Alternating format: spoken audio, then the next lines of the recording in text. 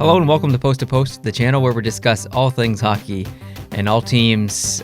Today was a big day. This is going to be the first video that we make. I think there's like 8 videos that we're going to make today.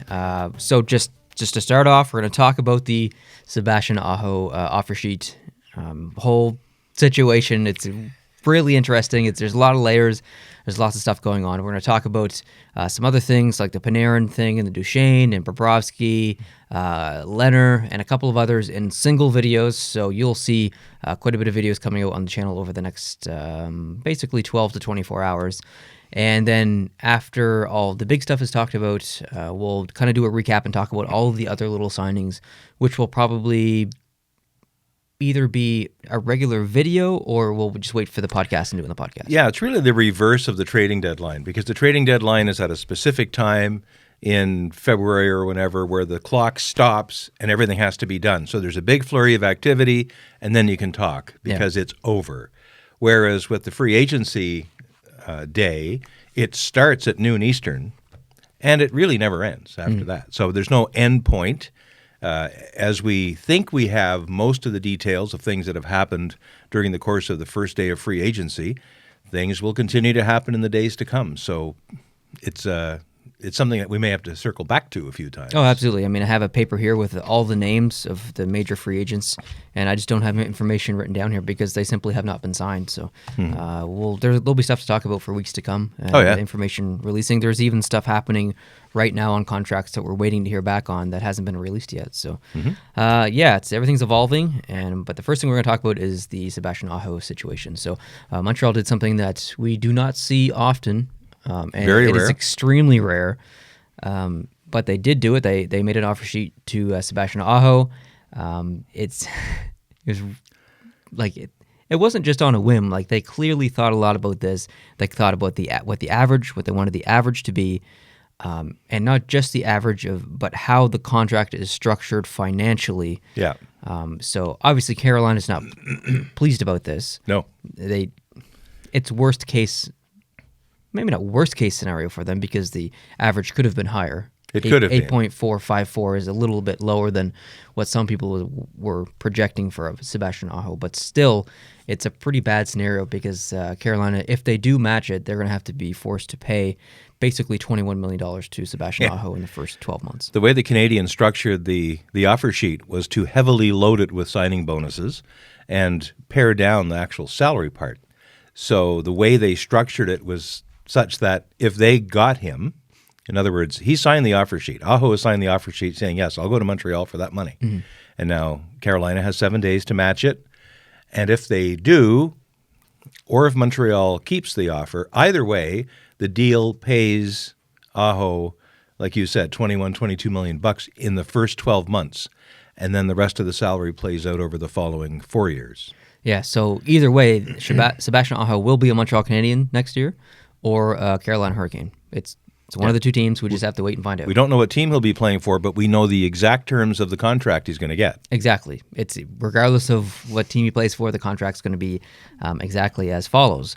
So, like I said earlier, the average was $8.454 million. I believe it's $870 or $871 below the threshold for the next tier of what Montreal would have to sacrifice if Carolina did not match the offer sheet. Right. So Montreal, if Carolina does not match it, Montreal has to sacrifice a first-round pick, a second-round pick, and a third-round pick, all from the next draft in 2020. So you're giving up 3 picks. That kind of sucks, but Montreal wins this if they obtain Sebastian Aho. But here's how the contract plays out as far as financially.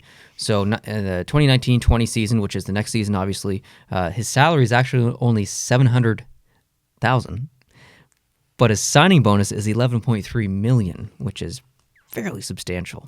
The 2020-21 season, $700K salary, $9.87 million in signing bonuses. 2021-22, $750K salary, $6.95 million in signing bonus. 2022-23, $750K salary, $5.25 million signing bonus. 2023-24, $750K salary, $5.25 million signing bonus. So Montreal has strategically played a good game of chess here because they know that cap-wise, Carolina has all the room in the world, but the question is, does their owner want to pay up that $21 million in the first 12 months? And Montreal's kind of hoping or banking on that they won't. And they also went 5 years on the term as well, and Carolina didn't want to do 5 years. Carolina's been been playing hardball with Sebastian Aho on term. So, that's why Sebastian Aho signed this offer sheet from Montreal. Mm-hmm. He actually wants to play in Montreal. He agreed to this. He did. So, it's not like Montreal just threw paint at a wall and there was agreement on both sides here. So, yeah. Carolina's kind of put themselves in a little bit of a situation here because they did play hardball with Sebastian Aho. And, realistically, they're going to match the offer. They're not going to match the offer. Carolina will match this offer. Sebastian Aho will not be a Montreal Canadien next year. So all the Carolina fans, don't worry. The only thing that would send Aho to Montreal is if Aho himself went to Carolina and said, listen, you guys played hardball with me. I actually don't really want to play for your team, so you should just not accept this offer sheet. You should just let me go to Montreal, get the picks, and be done with it because I actually don't want to play for your team anymore. I'm not saying that this is how he feels. I'm just saying this is a situation that could happen. I don't want to play for your team anymore. You could match the offer sheet, and then I'm here for 5 years. You can't trade me for 1 year, but guess what happens after 1 year? I'm going to request a trade. And I don't think that Sebastian Aho is playing that game. But if he does actually want to go to Montreal, he can tell Carolina not to match the offer sheet and take the picks. And that's not an impossible situation. It's highly unlikely. It is. In fact, almost impossible. I can't imagine any player doing that, but it is worth noting. And I don't think he would do it either because one of the big advantages of having only a 5-year term, which is what Carolina didn't want. They wanted to lock him in. He was already a signed player. They could have got him for 8 and probably were hoping for 8. But to lose him at 5 years to free agency, he's 26 years old and at his highest possible value. Well, he's only going to be at his highest value if he plays to that potential and doesn't take his foot off the gas and protest or have basically a work-to-rule campaign while he's supposedly playing for the Carolina Hurricanes. I think he's enough of a professional that if they decide to keep him, he will play and he'll try his hardest because he wants to make sure that when he does hit 26 years old and he does hit free agency again in 2024. He will be an official free agent. He will be an official free agent with no offer sheet thing. He can just go wherever he wants, just like Panarin did today. He'll be able to go anywhere, and when he does, the way he commands the highest salary is if he's got 5 years' worth of exceptional performance to show for absolutely. it. So I think he will try to deliver that for whomever he's playing with. I completely agree. I do agree with you, though. The chances of him being a Montreal Canadien are very, very tiny because Marc Bergevin's offer was not excessively high. It was higher than Carolina had offered Aho in their negotiations and them trying to keep him. They were probably offering him, I heard reported, around 7.5, but maybe out to 7 or 8 years of 7.5, which is pretty darn good money. And it's a good term because he would be in his basically late 20s, still has some value, and by then the cap is a lot higher anyway, and they could probably afford to pay him more and keep him, or another team could have him, and he'll still be well. But for them to have him become a free agent at the age of 26, it's a poison pill that Carolina has to swallow. And frankly, if Montreal does get to sign him, if some miracle happens, then it would be Montreal's poison pill to swallow when he's now 26 years old and maybe he wants a change of scenery. There's nothing they can do to keep him, and he's worth $12 million a year or whatever it's going to be at that time, and away he goes. So Montreal might get 5 good years out of him and maybe a cup or two if things go well. Maybe that's all that really matters right now for them. So, like you say, you're right. It's a calculated move by Bergevin. I saw all the hockey pundits on TV today saying, why didn't Montreal go higher? Why didn't they go to the next tier up and give away another first-rounder? They could go up to $10.5 million. And why not do that? Because that really would have put the squeeze on Carolina, and Montreal might have actually ended up with the player. And that's all true. But what you have then, you have the same problem in Montreal's barn. At the age of 26, he's now going into free agency with a $10.5 million salary, and he wants a raise. Exactly. At the same time as you're thinking of re-signing this guy and that guy, and you've got Lehkonen, you've got Ryan Poehling, you've got Kotkaniemi. All these young guys that'll be turning around at that moment as well. So this was smart. They asked Bergevin in the press conference today, why did you only offer him just under 8.5? And he says, you think we just thought of this morning? Yeah. We've been thinking about this for a long time. This is not an accidental offer. It's a very intentional offer based on what we think he's worth over the next 5 years. And if they don't want us to take it, that's fine. So the worst case scenario is for Montreal that Carolina does meet the offer. And they meet the offer in the full 7-day term. So Montreal is partly frozen in what they can do maneuver-wise in the next week. They can't make any offer sheets to any other player. That's right. Maybe they weren't planning to anyway. We don't know. But that's the downside for Montreal. The upside is if it goes another way, Montreal's got literally gobs of cap space that they can use to go fishing for somebody else. Most of the RFAs out there, like LeBanc and Kyle Connor, and Laine and Mitch Marner, and I think McAvoy is as well. Like these players are probably going to be around in a week. If Montreal wants to make another offer at one of these players, and honestly, they might if they don't get Aho. It still works in their favor to do the same thing over again. They might. And force other hands. If circle back to what you said, why not give Aho more money, $10.5 million? Well, if you're going to throw $10.5 million out the window, then you're going to send an offer sheet to Mitch Marner, not Sebastian Aho. Yeah. Exactly. They asked him in the press conference today, the media, what if you don't get him? And Bergevin gave a very intelligent answer. He said, part of what we're doing and why we're doing it today is to show our fans that we're in. Yep. We're in. We've got excellent players on an excellent team. We just need a little piece maybe to get us to the next level, and we're just showing our fan base and our team that we're willing to step up with the checkbook and get somebody on this team. And they still are. That doesn't change if Carolina shuts the offer sheet down. So interestingly, in the French media, I was watching the French channel for a while, they call it what it really is. They call it an offre hostile or hostile. That's the name that they have in French for the offer sheet. Here we call it an offer sheet. It sounds just like something you do in a buying a car or something. Yeah. But it's actually battle. It's chess or it's poker between general managers. And there's a lot of speculation out there that the first team that came along this year with an offer sheet for somebody was essentially declaring war on the other general managers. And they asked Bergevin the question. He said, look, it's in the collective bargaining agreement. It's in the rules. They agreed to it. We agreed to it, and we're using it. And why not? And some other GMs have said, yeah, why wouldn't they? Oh, Dave Talon said it himself. He said, there's no hard feelings here. It's a business. You have to do, when your job is on the line, when you have to answer to the owner, you're going to do what it takes to get the players that you need for your team, the players that your coach wants, and the players that your coach needs. And for Montreal, you look at Sebastian Aho, he would be a number one center on their team. You're going to take that risk, and you're going to make that offer. We are pretty harsh on Montreal as Canadiens fans, maybe me in particular.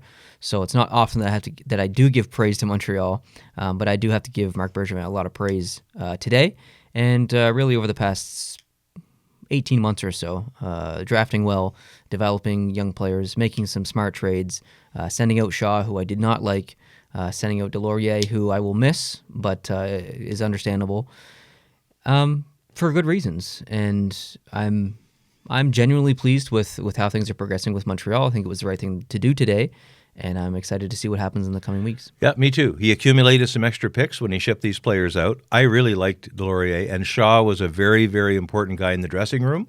He was fairly important on the ice, too, when he wasn't injured and when he was actually playing. And he was getting better, but not fast enough for my liking either. I found him in the penalty box far too often for completely boneheaded things. Yep. But I read some great stories today from some of the press in Montreal testifying to his value in the dressing room, and it's tremendous. And that's why Chicago wanted him back. Someone asked the question of Arpon Basu, who wrote one of the articles I read today in The Athletic. Now that Shaw's gone, who's the next guy in the dressing room to carry that cohesive load? Because one thing Shaw did is he knew everything going on around him in the dressing room. And Basu didn't bat an eye, said Max Domi. Max Domi is the next Andrew Shaw as far as the cheerleader in the room and the guy who looks after the other fellows, veterans right down to the kids. So I'm hopeful. I'm like you. I think I've been a critic of Bergevin in the past. I thought he'd really overstayed his welcome about 2 years ago, but he has made some really good moves lately, and I like this move today. I wouldn't want him to spend more than the 8.5. Agreed. For this. Yep. So if 8.5 doesn't get it done, that's cool. The market will find its way. The water will find its level. Montreal will have a pretty good team, maybe a very good team going into the fall, and I'm optimistic. I wasn't thinking, all the way this year, but if they do get a magical piece like an Aho or like Marner or Laine or somebody, if they get that magical piece, then they have to be a contender. They have to be considered a contender. So I think it's a good move on the part of Montreal today. And in the days leading up to this day, making room for what they wanted to do. No one was thinking, I don't think, or certainly no one was talking offer sheet. They were thinking that maybe this was extra trade bait that they could offer in a trade. So I think the offer sheet caught a lot of people by surprise because of all the teams that have been campaigning in the media, telegraphing ahead of time what they want to do, who they got on the phone and all this. Montreal was locked down tighter than a submarine at the bottom of the ocean. No, but lots of people suspected that Montreal could offer sheet Aho. I have read that 7 days ago. Yeah, but suspecting, and just people, like they were suspecting, but they weren't getting leaks. They weren't getting inside information. Every other team, it seems, not every other team, but a lot of other teams, the Toronto-Ottawa stuff, the Panarin stuff, the Bobrovsky stuff, that was all out well ahead of when it was supposed to be out because the teams were posturing in the media. And Montreal wouldn't do that, and good for them.